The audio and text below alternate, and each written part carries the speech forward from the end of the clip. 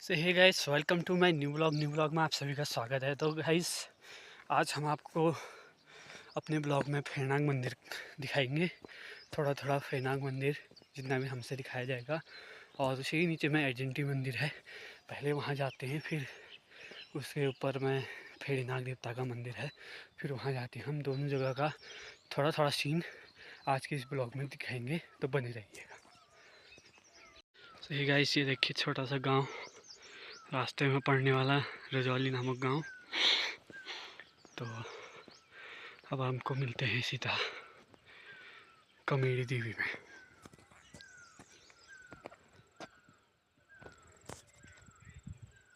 से है गाइस, आज हम पैदल रास्ता लगे हुए हैं और कुछ पुराने दिन भी आज ताज़ा हो चुके हैं। पहले से हम इस रास्ते से स्कूल जाया करते थे, विजयपुर इंटर कॉलेज। आजकल तो रोड आ चुकी है गाइस, तो रोड के रास्ते ये हो रहा है आना जाना। कभी कभार जब गाड़ी नहीं मिले तब पैदल जाया जाता है। तो आज के दिन हमने सोचा कि आज गाड़ी में न जा कर के पैदल जाया जाए। तो आज स्कूल के दिन भी थोड़े थोड़े ताज़ा हो गए गाइस। तो इसी के साथ हमारे आज के ब्लॉग में बने रहिएगा। और आज हम पैदल यात्रा करते हुए अभी विजयपुर पहुँचेंगे। विजयपुर तो सभी लोगों ने देखा ही होगा गाइस। तो अब हम आपको सीधा कमेरी देवी में मिलेंगे गाइस। तो मिलते हैं आपको कमेरी देवी में गाइस। कुछ ये चढ़ाई है, तो आपको मिलते हैं अब सीधा कमेरी देवी में।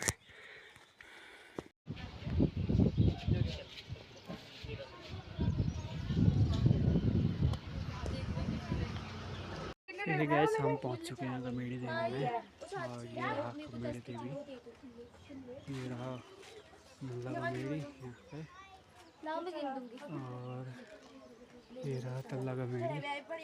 तो गैस अब आपको सीधा एजेंटी देवता के मंदिर में।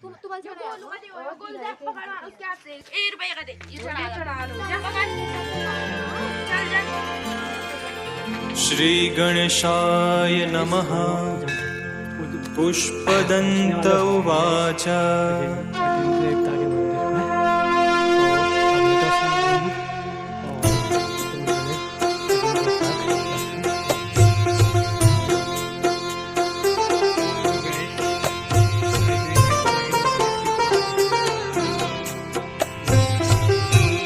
महिम्नः पारन्ते परमविदुषो यद्य सदृशी स्तुतिर्ब्रह्मादीनामपि तदवसन्नास्त्वयि गिरः।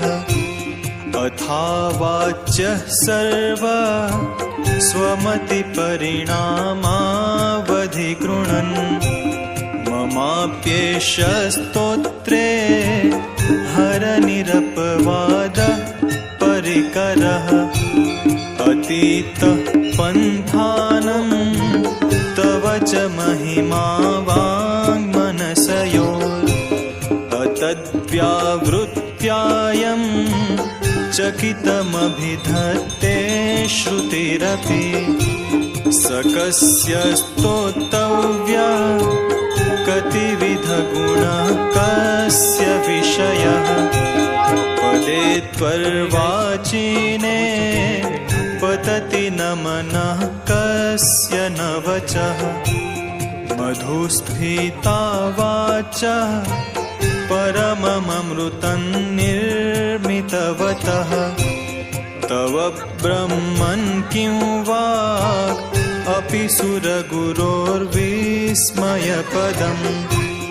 मम त्वेतां वाणीं गुणकथनपुण्येन भवतः। पुनामित्यर्थेऽस्मिन् पुरमथनबुद्धिर्व्यवसिता। तवैश्वर्यं यत्तत् जगदुदयरक्षा प्रलयकृत्। त्रयी वस्तु व्यस्तं तिसृषु गुणभिन्नासु तनुषु अभव्यानामस्मिन्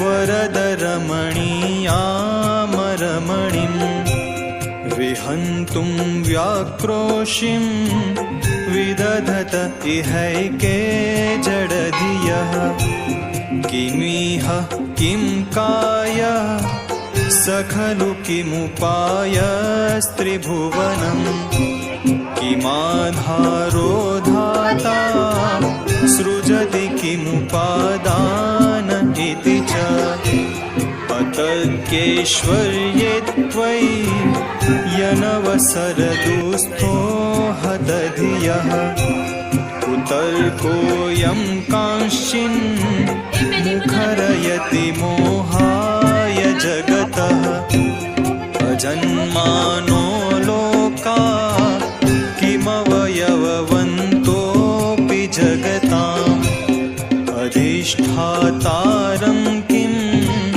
भवविधिर्नादृत्य भवति अनीशो वा कुर्याद् भुवनजनने कः परिकरो यतो मन्दास्त्वां प्रत्यमरभरसंशेरत इमे त्रयी साङ्ख्यं योगः पशुपतिमतं वैष्णवमिति प्रभिन्ने प्रस्थाने परमिदमदः पथ्यमिति च रुचीनां वैचित्र्याद् ऋजुकुटिलनानापथजुषाम् नृणामेको गम्य स्त्वमसि पयसामर्णव इव महोक्षः खट्वाङ्गं